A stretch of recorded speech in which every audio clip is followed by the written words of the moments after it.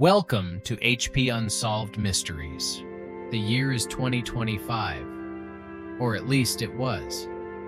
Somewhere in the static between now and what comes next, a message slipped through, carved into time itself by a human from a future we haven't lived yet. It spoke of a spiral, a silence, and a choice that would alter everything. No name, no warning, just a prophecy, chilling in its clarity, impossible to ignore. Tonight, we trace the fragments of that message, echoes left behind like breadcrumbs through the dark. What did this future human see? And why did they reach back to us? Like and subscribe if you're ready to uncover the unknown. Tonight, we step into a tale too strange to ignore. A man from nowhere, babbling about the end of the world, and a date that draws closer with every tick of the clock. Picture it now, Times Square, that constant glowing jungle of sound and neon, where billboards shout louder than the people below them. But on this particular evening in mid-2023, just past the cusp of summer, something goes wrong in the rhythm of the city. You're walking, distracted by the usual swirl of TikToks and overpriced pretzels, when you spot a disturbance. People backing away from a man, shoeless, covered in soot, and wide-eyed like someone who just crawled out of a volcano. He's stumbling in circles, clutching a strange, leather-bound object in both hands, like it's the only thing keeping him tethered to the earth. You edge closer, because let's face it, your curiosity always wins over caution. That's your first mistake. The man collapses at the base of the red stairs, mumbling something no one can quite make out.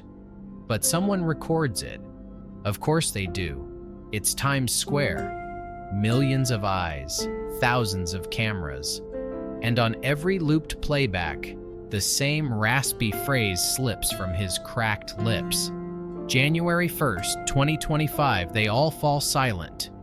So before you get comfortable, take a moment to like the video and subscribe, but only if you genuinely enjoy what I do here. And hey, comment with your local time and where you're watching from. Now dim the lights, maybe turn on a fan for that soft background hum, and let's ease into tonight's journey together. You're still standing there, watching the medics tend to him. You don't know why, but the sight unsettles you. Maybe it's the way the object he was holding smells faintly of ozone and burned copper. Maybe it's because the paramedics can't get a clear age on him. He looks 40, then 70, then 20 again. Later, the internet goes wild. The man has no ID, no record. Not even fingerprints in any database, which you're told should be impossible. There's an entire subthread of conspiracy Reddit trying to match his face with old news clippings. Nothing. He's nobody, or maybe not yet somebody. The item he brought, some call it a journal, others call it a prophecy, is taken by the authorities. But not before a tourist, a woman from Calgary with excellent reflexes and a phone that survived 3 summers of Coachella, snaps a blurry picture of one page. It shows a half-circle map of Earth with certain cities marked in red. Paris, Cairo, São Paulo, New York. And one bold word in all caps scratched across the equator, still point. No one knows what it means, yet. Historians still argue whether the incident was staged, a new form of viral marketing, or something far older clawing its way through time's curtain. But that's the thing about true unsolved mysteries. They never arrive politely or with advance notice. Just like that night in 1518, when dozens of people started dancing uncontrollably in the streets of Strasbourg for no reason at all, and just kept going. No music, no explanation, just chaos in human form. That actually happened, and scholars still bicker about whether it was ergot poisoning or mass psychosis. So don't feel too smug judging this barefoot doomsayer in Midtown. Besides, this story's only just waking up. The man, once stabilized, reportedly whispered something else to a nurse before being sedated. Something that wouldn't make the news but would echo through a few dark forums. The journal has two companions. By morning, he's gone. Hospital cameras glitched for 7 minutes, security badges deactivated themselves, and he was simply no longer there. You start noticing things after that. Headlines that don't seem to make sense. A string of missing persons cases in cities that match the ones from the scorched journal page. Each person vanishing without a trace, always leaving behind a working phone, a boiling kettle, or an uneaten sandwich. Like they were interrupted. Then come the dreams. Not yours, other people's. Enough to trend. Shared hallucinations of a voice counting down from 30. Always ending with the same phrase. You are not the first, but you might be the last. You start to wonder if any of this is real. Until one night, weeks later, a small clip shows up in your feed. Not viral, not even popular, but you feel sick when you watch it. It's the man, the same one from Times Square. Only this time he's on a grainy black and white tape from 1997, blinking into a security camera inside a Berlin subway station. He looks the same. Exactly the same. Even the burns on his fingers match. You pause the video, play it again, then check the date 3 times. The same man with the same eyes, clutching what looks like the same journal, standing under a flickering exit sign before vanishing out of frame. Now you're part of this story whether you want to be or not. And deep inside, beneath your practiced skepticism and half-eaten bag of sour candy, you're starting to feel something clawing up your spine. Because if what he said is true, then you have just over a year before something stops. And silence, true global silence, is rarely ever a good sign. You don't sleep much after that, not because you're scared, though let's be honest, you are. But it's more that your brain won't shut up. It's scratching at the inside of your skull with questions you can't Google the answers to. You rewatch the 1997 Berlin clip 17 times. You join one of the Discord servers that popped up after Times Square Man became a meme. You even try to debunk it, frame-by-frame analysis, background noise comparisons, old subway maps. You want it to be fake. You want it to be clever editing or AI-generated or part of some twisted marketing campaign for a Netflix documentary that got delayed in post. But it's not. And then the unthinkable happens. Someone leaks a page from the journal. A full-color scan posted at 2:03 a.m. on a server that gets wiped just 2 hours later. But screenshots live forever, and you catch one before it's scrubbed. You can barely believe what you're looking at. It's not in any language you recognize at first. The symbols are curving, looping, almost organic. They shimmer faintly, even in the image, as if the ink was still alive. But in the margins, you see something more disturbing. A rough sketch of a face that could be yours. Same brow, same eyes, same mole on the left cheek. And next to it, 3 numbers scratched so hard into the paper they tore through. 31/12/2024. You're not the only one to notice the date. The internet goes full tinfoil. Theories range from alternate timelines to predictive programming to quantum feedback from the future. One guy even insists the journal is made from synthetic polymer not yet in public circulation. But the most unsettling claim comes from a Chilean linguist who stumbles into the server just before it goes down. She says she's seen the looping symbols before, etched into a 3000-year-old obsidian tablet from an unexcavated site in the Atacama Desert. The tablet was stolen in the early 2000s and hasn't been seen since. Historians still argue whether the Atacama tablet ever existed at all, or if it was just an elaborate prank pulled off by bored grad students on a caffeine bender. But the resemblance is too precise to ignore. You zoom in on the face again. Is it really yours? Or are you just projecting because the fear has found a warm, cozy nook behind your eyes? You try to put it out of your mind. You return to your routines, alarm clocks and toothpaste and meaningless emails. But the second leak buries any hope of pretending it away. This time it's not a page, it's a video. Just 6 seconds long, no audio, shot from what looks like a handheld camera in a forest, blurred trees, overexposed sunlight, and a figure in the distance, tall, motionless, facing away. As the camera zooms in, the figure slowly turns, revealing the same scorched face. His lips are moving, but there's no sound. Someone overlays a subtitle anyway. You're almost there. Keep going. It shouldn't mean anything, but somehow it does. You feel it in your chest, not like fear this time, like memory. As if he said it to you before, but not yet.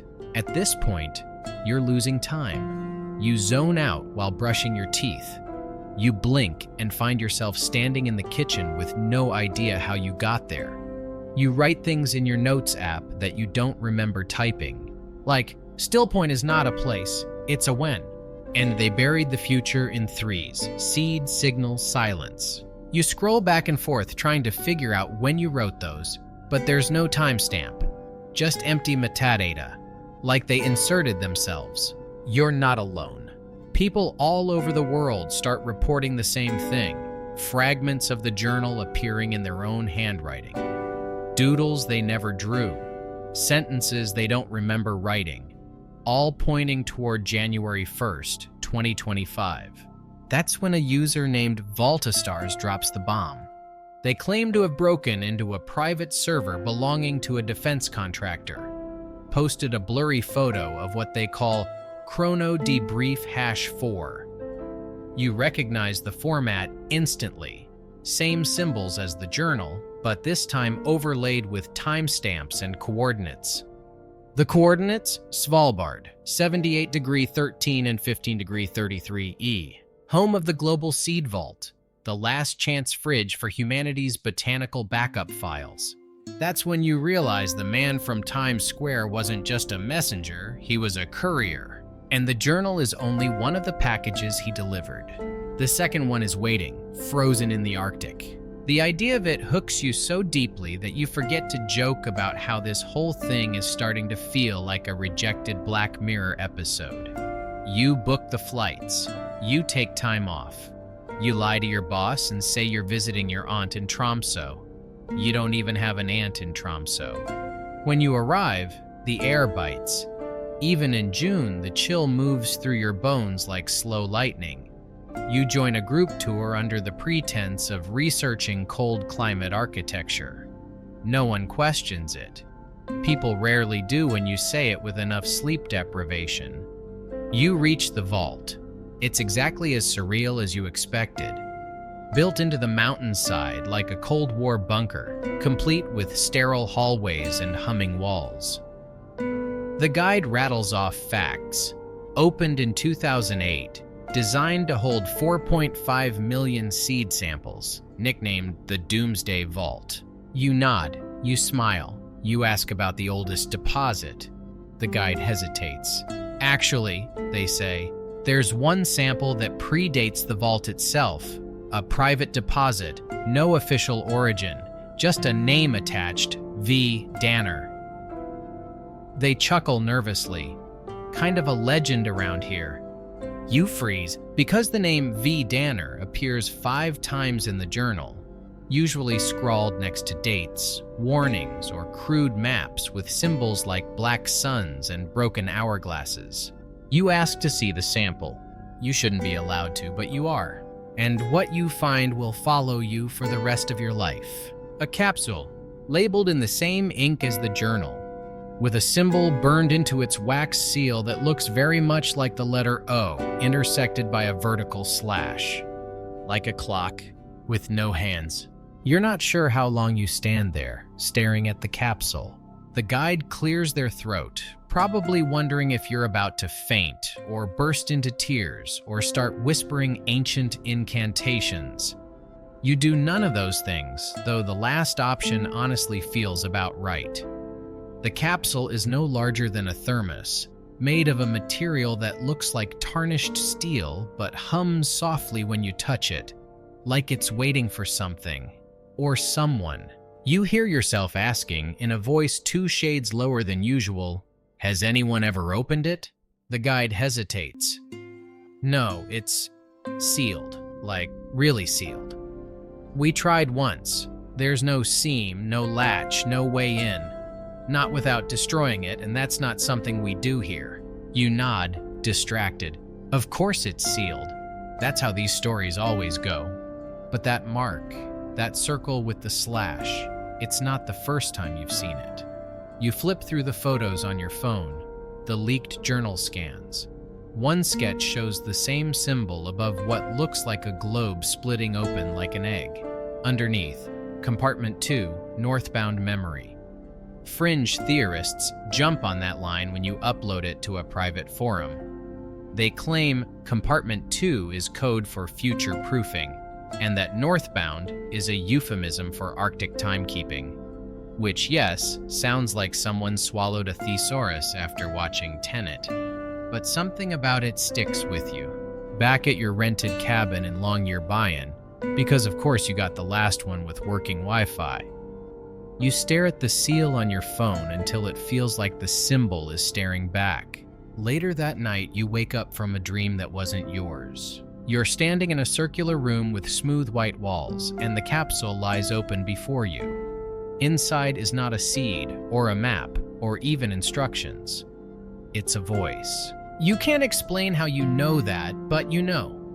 A voice is inside, waiting for the exact right moment to speak. Historians still argue whether the global seed vault ever received private, untraceable deposits, or whether that's a conspiracy theory born of too many Reddit users with Photoshop and cabin fever. But according to a grainy inventory photo that surfaces years later, there is indeed an unclassified package dated unknown origin, and its barcode is identical to the one on your image. The next day, you return to the vault. Not with the tour, but solo. You claim you forgot your scarf. You didn't. What you forgot is what caution feels like. One of the maintenance staff lets you in. You walk faster than you mean to, like your legs know where they're going. Your breath fogs in front of you. The walls seem to hum louder now, as if aware. Then you're there, standing before the sealed container again. You reach out, no gloves. Your fingers tingle as they touch the metal. And then click, a sound so tiny it could be your imagination, but it isn't. Because the lid rotates exactly 23 degrees clockwise and stops. A panel slides back. Inside, nested in crushed silk, lies a roll of parchment. Yes, parchment. Like medieval monk scrolls, only this one is printed with heat-reactive ink and nanocarbon threading. Classic time traveler aesthetic. You unroll it, your hands shake, not from the cold. There are 3 diagrams. One looks like a spiral calendar, one looks like a human brain. Only the cerebellum had been replaced with a fractal, and the third looks exactly like the Svalbard seed vault layout, but with a new chamber that doesn't exist on any blueprint. You're not sure what makes you more nervous, the implications of a secret chamber, or the implication that you're supposed to be the one to find it. You take a photo, but when you check your gallery, it's blank. Of course it is. You remember a similar story? Ever hear of the Voynich manuscript? It's a mysterious 15th century book, written in a language no one's ever translated, filled with drawings of impossible plants and astronomical charts that defy the stars. Historians still debate whether it's a lost language, a hoax, or a kind of medieval daydream. That's what this parchment feels like, except it's not from the past. It's aimed at the future, a future that's now frighteningly close. January 1st, 2025 is 6 months away, and now you know the man from Times Square wasn't warning us. He was passing the torch. You leave the vault with the image in your head of spirals, of hidden chambers, of fractal brains and coded time. You don't tell anyone what you saw. You can't. not yet. But your silence feels heavy. It follows you all the way home, through airports and customs, until you return to the noise of normal life, where every routine feels haunted now. Coffee tastes different. Crowds feel wrong. Streetlights flicker just a moment too long. And then another dream. Only this time you're not alone in the circular room. Someone else is standing beside you. It's the traveler. Not scorched, not mumbling, whole, calm. He looks at you as if he's proud and says, 2 found, 1 remains. Then you wake up. The next morning, your email pings with a strange message. No sender, no subject, just a link. You hesitate because obviously, but you click. It's a live stream. Black screen, no sound, until a faint hum rises. Then a whisper. Still point approaches. Ready your mind. Then it cuts out. You stare at the screen for a long time. Then, quietly to no one in particular, you say, I think I've already started.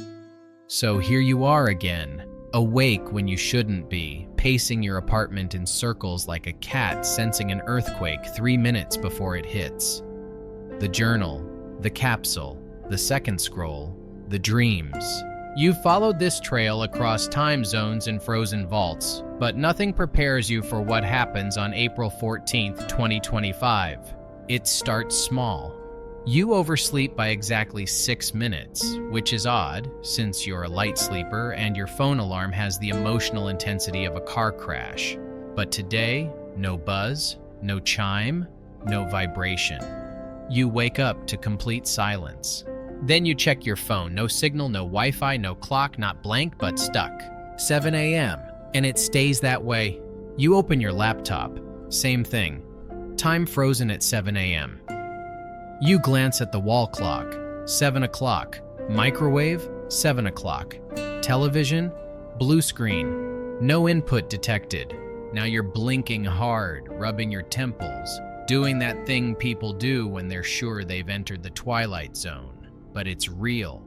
You step out into the hallway and meet your neighbor, also confused, holding her smart watch in one hand and a coffee mug in the other, like she's trapped in a dream she can't update. Outside it's quiet, too quiet, the kind of quiet that makes your bones itch. Birds are still. Traffic is gone.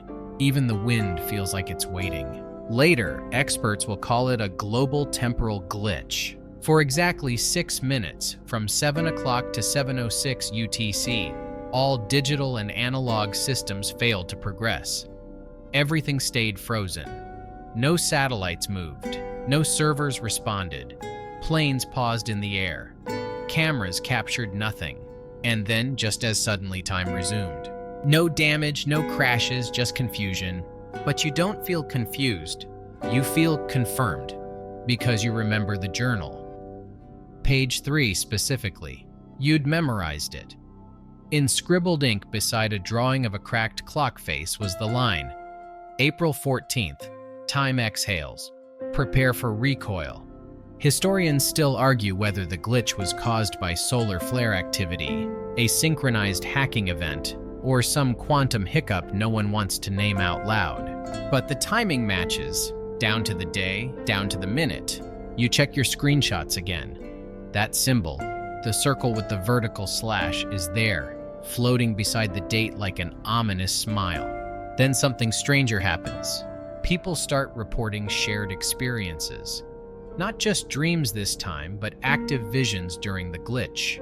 A man walking between stopped cars. A woman floating upside down in the middle of a crowded subway. A silver staircase reaching down from the clouds. Some laugh it off, some cry. But one post makes you stop breathing for just a moment. It comes from a 12-year-old boy in Romania who says, during the 6-minute freeze, he saw a burning man place a hand on his shoulder and whisper, "It's not about stopping time. It's about choosing which version to keep." That phrase doesn't just sound familiar. It's exactly what you wrote in your notes app weeks ago. The one you don't remember typing. Now it clicks. The glitch wasn't a glitch, it was a fork. 2 timelines met. One continued. The other, you don't know, maybe erased, maybe stored, maybe waiting. You walk back into your apartment, shaken but steady. You know what to do now. You dig out every document, every scan, every whispered phrase from the journal. You cross-reference dates, align maps, even overlay scribbled sketches onto your city grid using Google Earth. And there it is, an intersection, a point of convergence not far from you. A library, one you've walked past 1,000 times but never entered. It feels absurd, sure, but by now absurdity is just Tuesday, so you go. And in the back, behind a locked reference room and a cranky librarian who gives up halfway through protesting, you find something. A globe. Old, dusty, heavy, but not just a globe. It spins in the wrong direction. Literally. It rotates west to east, reverse Earth. You pry it open, convinced this must be some lost prop from a Bond movie. But inside is a hollow lined with velvet, and in it, a brass key, stamped with one symbol, the broken hourglass, and a tag attached in delicate script. Vault 3, access only at still point. You swallow hard. The third message, the final piece. You're shaking now, but not from fear, from something else. Purpose. Because whether or not this entire thing was ever meant for you, it's become yours. Like the dance plague in Strasbourg, like the Voynich manuscript, like the glitched 6 minutes of Earth's heartbeat. This moment refuses to make sense. But it's real. The journal warned you. The capsule confirmed it. The glitch proved it. And the key? The key is a promise. The countdown has started. And for the first time, you feel ready. You don't tell anyone about the key. Not because you're afraid of being called crazy. At this point, you've earned the badge, but because you feel that you shouldn't. It hums against your skin through your pocket as if it's alive or watching, or both. You keep it in a box under your bed. You place it next to a handwritten copy of every page you've managed to collect from the journal. Each one filled with dates, sketches, and phrases that walk a fine line between prophecy and madness. You don't sleep well that night. You dream of stairs that go nowhere and babies crying in empty rooms. And that brings you to the next phenomenon. You start hearing the silence. You don't realize it at first. It creeps up gradually. The absence of sound where there used to be something. Crickets vanish. Dogs go quiet. Airplanes stop their sky-rattling streaks. You open TikTok, and half the content creators you follow have started making videos about the hush. Hashtagged, trending. You laugh because of course people made a trend out of this, but under the surface of the memes, something real is happening. Birth rates begin to drop, slowly at first, then faster. At first, it's a medical mystery. A handful of clinics in different countries report a spike in unsuccessful IVF procedures. Then come the articles, scientists baffled by declining hormone levels, doctors alarmed by unexplained miscarriages, and fertility experts noticing that even once reliable statistics are warping beyond comprehension. The World Health Organization releases a quiet report in mid-July 2025 stating that global reproductive rates have declined 12.6% in Q2, but no one talks about it on the news. Because that's the week a new smartphone drops and a reality star gets caught shoplifting in Monaco. You, however, don't miss it. Because on journal page 12, buried beneath a rough sketch of a fetal silhouette, there's a single line written in what looks like dried blood. When no more cry, the gates will open. You don't want to believe it. You hope it's metaphorical, poetic, a dark warning that simply feels ominous but isn't grounded in anything literal. But then the children start disappearing, not vanishing into thin air, nothing that cinematic. It's more like a slow fade, a retreat from the world. You hear the stories, a baby who never cries, never laughs, a toddler who stares at blank walls for hours, a preschool class in Denmark where no child speaks, not even to each other. It spreads.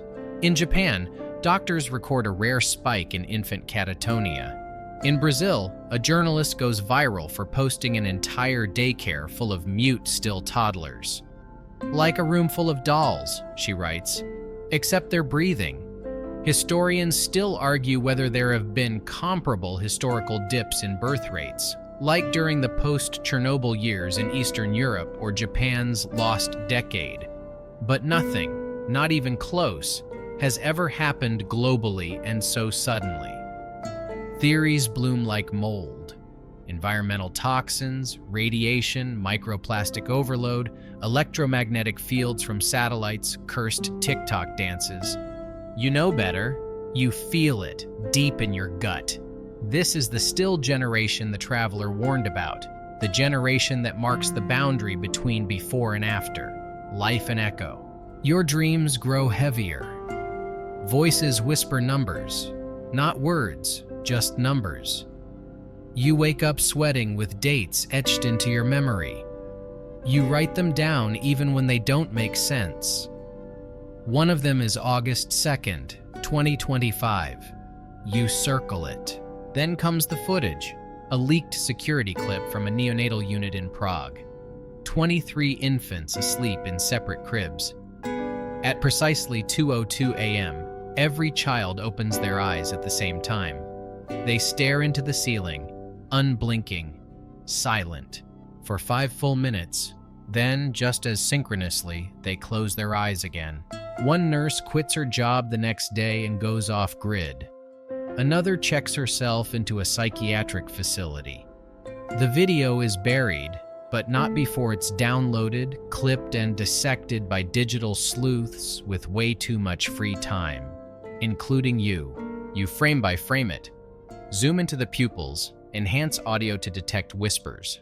What you find isn't possible, because layered beneath the ambient hospital buzz, there's a hum, low, rhythmic. 3 pulses, pause, 3 pulses, pause, 1 pulse. You recognize the pattern, Morse code. It translates to still point. You slam your laptop shut so fast you almost break it. The word again. You've seen it everywhere. Times Square, the journal, the capsule, and now in the breath of newborns who do not cry. You're convinced now. Still point isn't just a moment. It's a signal. A checkpoint in time, an event horizon, a place where humanity crosses from one version of itself into something else, something quieter, maybe emptier. That night, you stand outside. The city lights feel dimmer. The moon has a haze around it like it's sweating under pressure. You hear nothing. No cars, no footsteps, no wind. Only your own breath. And that familiar, awful feeling in your chest that you're standing too close to something enormous and it's just started turning its head to look at you. You get the message at 3:03 a.m. No sender, no subject, just a file attachment named veil-22-final-protocol.mp4 and a 1-line message. He asked for you by name. You don't open it right away.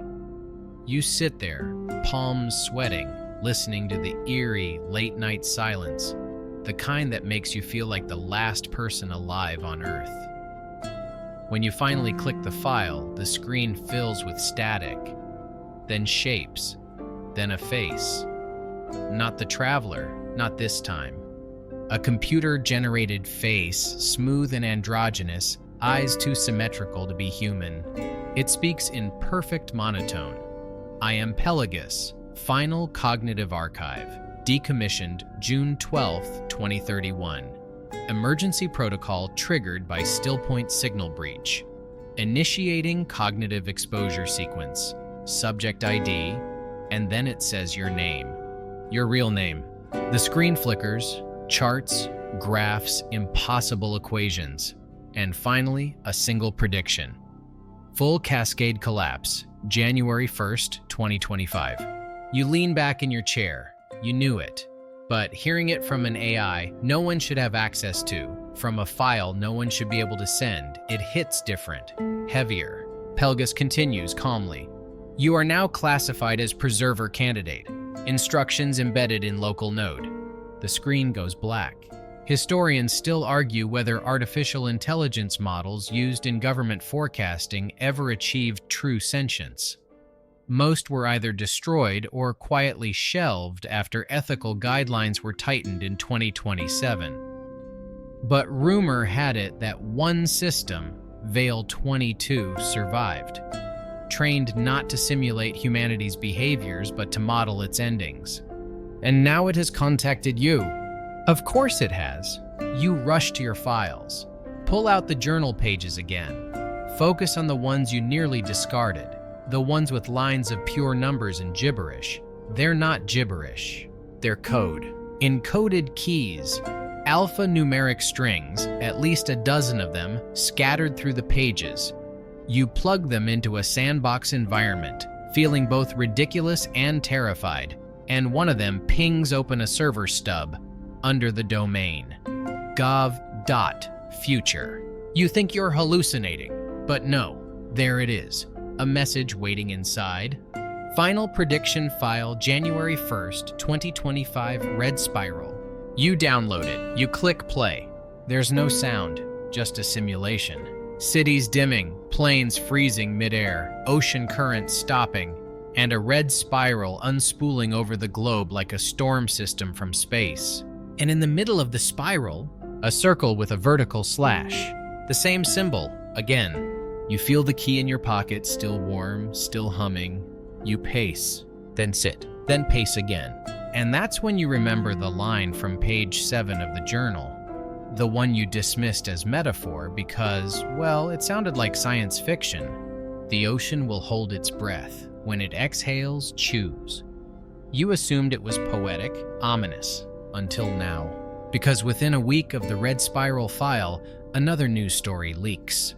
One that feels like a punch to the sternum. The Atlantic Ocean Current, part of the Atlantic Meridional Overturning Circulation, or AMOC for the science inclined, has suddenly paused. Not slowed, paused. Sensors off the coast of Greenland record a total stall. A temporary event, scientists insist, likely caused by unusual glacier runoff. But you know better. Page 9 of the journal had it drawn out in jagged ink, a diagram of Earth with the AMOC loop crossed out, and underneath that terrible word again. Still point. You sit on your floor for hours trying to make sense of it. The traveler, the capsule, the journal, the glitch, the silence, the AI. And now the ocean, holding its breath like the entire planet is waiting for your next move. You scroll back through everything. Then, buried in your notes, you find it. An entry you don't remember writing. They said there would be 3. We've seen 2. The journal, the capsule. What's the third? Then you feel it. In your pocket, the key. The key is the third. And it's not meant to open something now. It's meant for after still point, after the silence, after the pause. Which means you're not done yet. You dig deeper into the AI file, cross-check it with the journal. Patterns emerge. 3 nodes of convergence. 3 phrases repeated again and again. Seed, signal, silence. You've seen the seed in the vault. You've heard the signal in the 6-minute glitch. Now the silence has begun with a generation born without voices. And then the final line from the AI playback flashes on screen. Preserver is to wait at 3rd chamber until time corrects. You have no idea what time corrects means, or what the 3rd chamber is. But something inside you shifts, like a compass finding its magnet. You grab the key, and this time you don't hesitate. You book the ticket without blinking. Destination, Antarctica. Because, of course, the 3rd chamber would be buried in the one place that is least hospitable to human error and Wi-Fi signals. The last blank on Earth's map, where white doesn't mean peace, it means absence. You tell no one. You leave your apartment exactly as it is. A frozen moment. Dirty dishes still in the sink. A tea mug half full on the windowsill. Let it become a time capsule. You don't even leave a note. You fly through Santiago, then Ushuaia, then onto the Southern Research Supply Line, where everything smells like kerosene and stress. No one asks questions if you look like you belong. You borrow a badge, you don a parka, and when the ice plane lands, you step into a place colder than anything you've ever known. It's not the kind of cold that bites your skin. It unwraps you, quietly, like you're being erased. You spend the first 2 days with a station team of glaciologists who think you're a data courier from Norway. You nod a lot, smile politely, offer coffee when asked. But you're not here to count ice cores. You're here because of a map in the journal. Page 22. Folded so tightly it took heat and breath to unseal. On it, a crude sketch of the continent. At its center, drawn with a thick black mark, the words, "Third Chamber beneath the echo." You don't know what the echo is, but 2 nights later, you hear it. It comes as you're standing on the outer deck, pretending to photograph the stars. A low-frequency boom, not thunder, not tectonic movement. It pulses 3 times, like a heartbeat the size of a mountain. You check your watch, 2:02 a.m., because of course it is. Historians still argue whether early Antarctic explorers like Shackleton and Mawson reported sonic anomalies during their expeditions, or if those tales were just frostbite-fueled hallucinations. But tucked deep in some of their surviving journals are vague mentions of sky drums, ice breaths, and the great hush before the answer. You follow the sound the next morning. You lie, you improvise, you get lost on a snowmobile. And you find it, a depression in the ice. Perfectly circular, not natural, not geological, something that landed. You approach it with your hand in your coat pocket, fingers curled around the brass key like it's a relic. You half expect it to melt in your grasp, or worse, grow warm. It does neither. The depression descends gradually. 50 feet down, you find a steel hatch, unmarked, frosted over. You scrape away the ice, heart pounding. And there it is, that symbol again. The circle with the vertical slash. No handle, no keypad, just a keyhole. You slide the brass key in. It clicks like a sigh. The hatch opens silently, and suddenly the wind dies. Inside is darkness, not pitch black, velvety. Like light is allowed, but only in whispers. You descend? It smells like metal and salt and something older than language. The hallway curves inward, like the inside of a shell. You move slowly. Your breath echoes back a half-second late, like it's being considered before returning to you. Then you reach the chamber. It's spherical, maybe 30 feet across. The walls ripple with strange glyphs, each one pulsing faintly. In the center, a chair, and on the chair, a second capsule. You approach, cautious, expecting a repeat of Svalbard. But this one is open. Inside, a neural interface. And a note. Handwritten, in the same looping script as the journal. It reads, "For the one who remembers both paths." You sit, because of course you do. The interface clasps your temples gently, like it knows your shape. Cold metal becomes warmth. A soft vibration crawls into your skull. Then, you're no longer here. You are elsewhere. You are before. Standing in a room filled with others, all wearing the same interface. Their eyes glow with pale blue light. You hear no voices, only thoughts, ideas transmitted like flavor or music. They speak of futures, of choices, of still points, of how time branches not forward, but inward. You learn that humanity reached this place once before, long ago, before it fractured into stories and ruins, and that 3 messages were always left behind in each cycle. One to plant, one to call, one to carry. You are the third, the carrier. That's why the traveler came. That's why he burned. That's why the babies are silent. You're not here to save the future. You're here to receive it, to carry memory across the threshold, to be the vessel that holds continuity when the spiral tightens and breaks. When you return to your body, the chamber is still. The walls have dimmed. The capsule has sealed itself again. You remove the interface. Your nose is bleeding. Outside, the wind begins again. You stumble out of the third chamber into a storm. The sky above Antarctica rips itself open with wind, ice, and a bruised swirl of clouds that seem to spin just a little too slowly. You blink snow from your lashes, disoriented by what you've seen, what you've become, because that's the part no one warns you about. The moment you realize your mind doesn't belong entirely to you anymore. The thoughts in your head now move in languages you don't speak. You dream in code. You taste time. You ride the snowmobile back to base camp under the crackle of something more than aurora. And you know, absolutely know, that you can't stay here. Not in Antarctica. Not on Earth, maybe. You're too loud for silence now. Too soft for noise. The station crew notices something different. They ask if you're okay. You smile too slowly. You answer too carefully. You lie beautifully. You leave the next day. And when you touch down in New York, everything feels off-axis. The streets aren't empty, but they aren't alive either. People move like puppets tugged by caffeine and obligation. Everything runs on time, but no one's present. It feels like a simulation running just above minimum effort, like the whole system is one bad variable away from unraveling. You see the symbol everywhere now. Once you've seen it, you can't unsee it. Graffiti near subway grates, patterned into mosaics at train stations, etched faintly into the corner of your boarding pass. You try to convince yourself it's just pareidolia. Humans see faces in toast after all, symbols in shadows. But then, in the middle of a crowded sidewalk, a street performer dressed as a living statue turns and whispers, "Just to you." Still Point is not a destination, it's a recognition. And freezes again.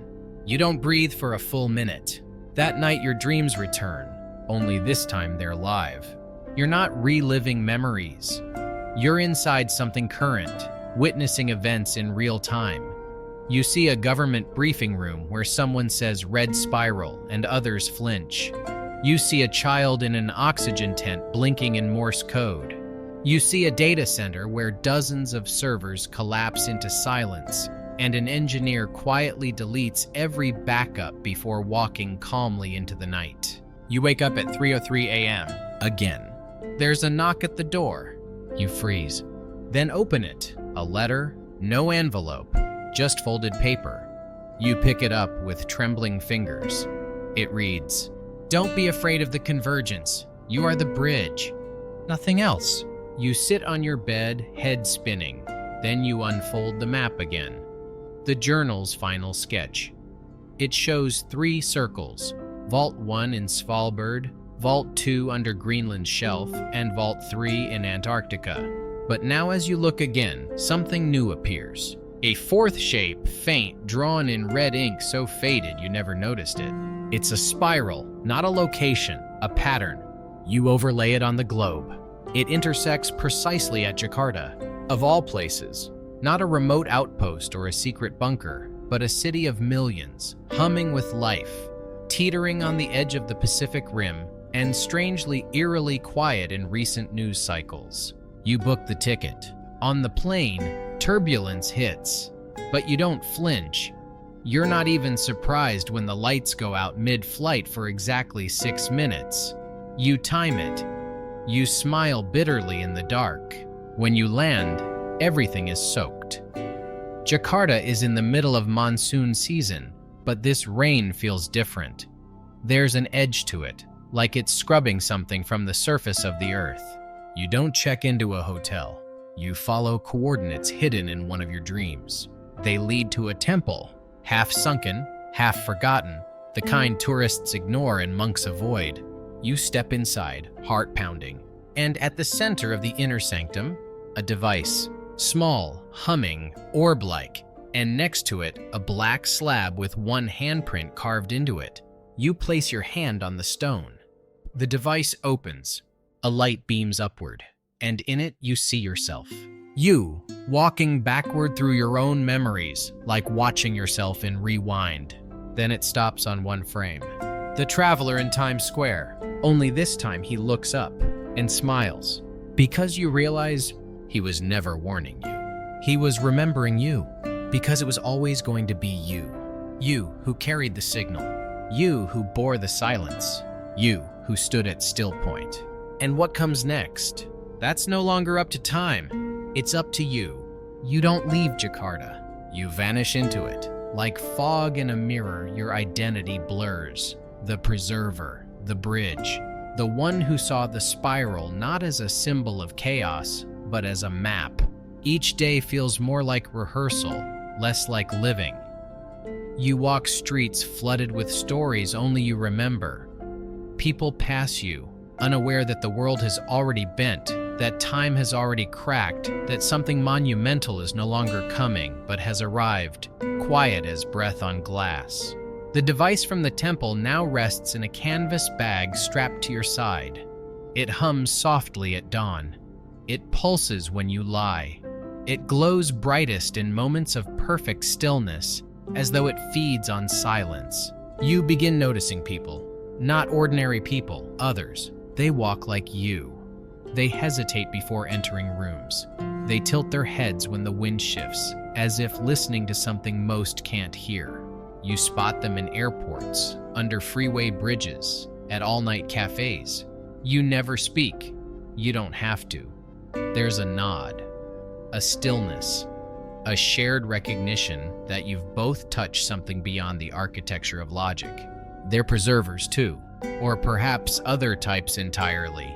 Carriers, architects, echoes, you don't know. But you begin to suspect that this has all happened before. That the still point is not a prophecy, but a loop. And you? A component, a custodian, not the main character, just a vital hinge in the door.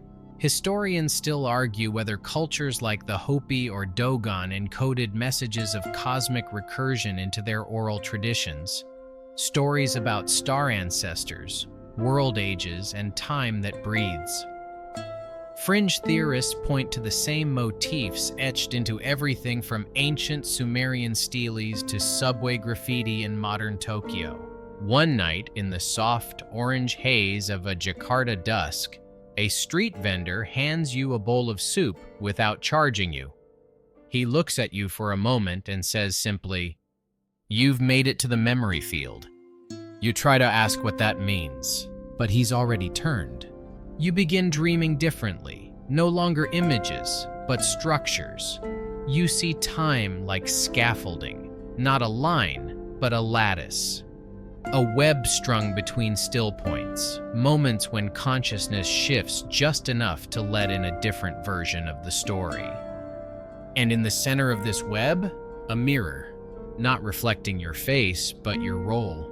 You start to understand. The prophecies never predicted a disaster. They were describing a fold, a shift in collective awareness. Not a bang, not a collapse, a gentle reshelving. But here's the terrifying part. Each version of the world can't continue. One will be kept, the others forgotten. And guess who chooses? You think of the babies born into silence, of the time glitch, of the ocean that held its breath. It's all been leading to selection. Each preserver is a vote, a tether. The stronger the memory, the louder the signal. And if enough of you hold fast to this version, this timeline, this brittle, imperfect Earth, it has a chance to survive. You become deliberate. Every thought is curated. Every act soaked in intention. Because the AI said, time will correct. And now you see what that means. Not fix as in repair, but refine. Decide. Trim what doesn't belong. You wonder if the travelers were failed preservers, echoes of versions that didn't make the cut, warnings from the discarded. You write again, in a new journal, not with ink, but with presence, actions, impressions, every word a weight on the scale. And then the news hits. On December 31st, 2025, global communication blinks. Not a shutdown, a merge. Everyone receives the same alert, no matter the country, language, or device. It simply reads, receiving revision. And time tilts. That's the only way to describe it. You feel it in your spine, in your teeth, in your blood. For 7 minutes, reality adjusts. Buildings stutter in place. Shadows blur in wrong directions. Faces on television change mid-sentence. Rivers pause. Air vibrates with a tone that makes you weep involuntarily. And then, silence. When it returns, when everything settles, it's close to how it was, but not identical. You feel it first in memory. A street corner you've walked 100 times now features a mural that's always been there, except it hasn't. People talk about Mandela effects again, but this time they're not funny, not little quirks. They're disruptive, like switching eye color in a baby photo, like remembering a parent you never had. And your phone? Now it buzzes with a single message. Still point has passed. Preservers recorded, tally finalizing. You don't know if that means you succeeded, or what success even looks like. You only know one thing. You remember, and if memory is the currency of reality, then maybe, just maybe, you've paid enough to keep this version alive. The journal is finished now. You bury it in a dry spot outside Jakarta, wrapped in cloth and sealed in an oilskin pouch. You don't leave instructions. You trust that whoever needs it will find it. The way you did. You never see the final message arrive. It doesn't light up your screen or ping your inbox. It simply appears. Written across the condensation on your bathroom mirror, scrawled in your own handwriting, though you haven't touched a pen in hours. The tally is complete. The choice was made. There's no signature, no dramatic flourish, just that single quiet truth. You stare at it until the steam fades and the words vanish. But their weight stays. And then you start noticing the changes, not in time, but in people. They look up more. They pause at intersections without traffic. They cry at sunsets, not from sadness, but from recognition. Something has shifted. There's no parade, no global announcement, no alien ships descending to hand out trophies for best timeline preservation. It's subtler than that. The new reality overlays the old like a gentle filter, sharper colors, softened edges, memories that return with less ache and more clarity. You find yourself walking differently, less like a person running from answers and more like someone finally arrived. Even the sky feels different. And then, because of course you do, you return to where it all began, Times Square. You don't know why, you just feel it, like muscle memory pulling you forward. You stand in the same place, under the same chaotic blast of light and motion. But it's different. No Burning Man this time. Just a street preacher, quietly mumbling into his coat, clutching a paper sign that reads, "Thank you, Bridge Walker." You freeze. You approach, and for a split second he looks up. It's him. Older, scarred, eyes calmer now. A traveler who's looped around again, no longer on fire, but on purpose. You both say nothing, because what more is there to say? You nod. He nods, then he turns, blending into the crowd like mist. And you stand there, breathing, alive. You think about what you've become. Not a hero, not a prophet, just a preserver. The one who remembered hard enough to bend the spiral toward survival.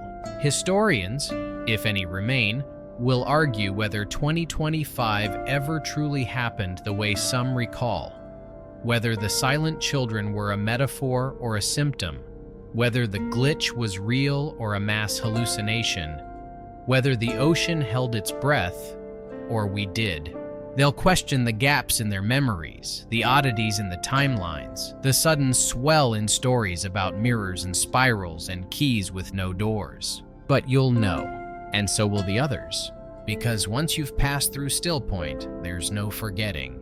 Not fully. You wake up every day now with a soft certainty tucked behind your ribs, that you chose right, that when time asked, "Who will hold the memory?" you didn't flinch. And when others forget or doubt or laugh it all off as coincidence or dream, you'll be the one who smiles quietly and says, "But I remember." You spend the rest of your days not writing more, not chasing more, not solving more. You live quietly, kindly, present. And that's the most revolutionary act of all. And now you can rest. Let the tension slip from your shoulders. Let your breath soften like waves after the storm. You've wandered far tonight through time loops and ice vaults, memory spirals and whispered warnings. You've stood at the edge of human history and leaned just far enough to glimpse what might come next. But for now, you're safe. Not because danger is gone, but because you are steadier, stronger, sharper in your stillness. Close your eyes. Picture the chamber beneath the ice, its quiet heartbeat slowing. Picture the silent children, smiling now, not broken but becoming. Picture the traveler, finally resting in a timeline that held. And picture yourself, not as an observer, but as part of it all. You are the echo of decisions made with care, the soft ripple left by someone who chose to remember. You carry that ripple with you even now, faint but powerful, like the hush after a song you never want to end. So tonight, let the hum of your fan become the song of the capsule. Let the blankets around your shoulders feel like the ancient air of the chamber. Let the stillness wrap you, not in fear, but in calm. Because you've done enough. You've heard the story. You've kept the memory. You can rest. Good night.